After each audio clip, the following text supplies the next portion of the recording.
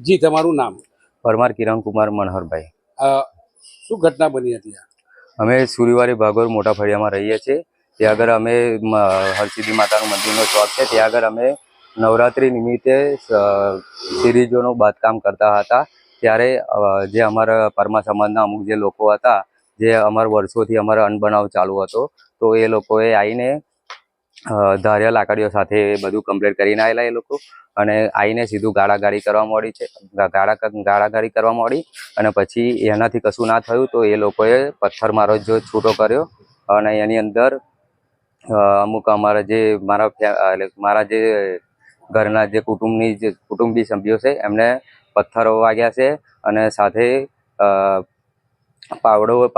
પાવડાથી લઈ અને પાવડો બૈડા મારવામાં આવ્યો છે, અને મોઢામાં પાવડો મારવામાં આવ્યો છે. અને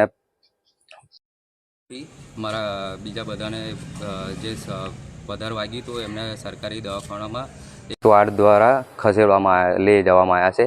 ત્યાં આગળ પછી તેમની સારવાર ચાલુ છે, અને પછી અમે ખંભોરજ પોલીસ સ્ટેશનની અંદર ફરિયાદ કરી છે.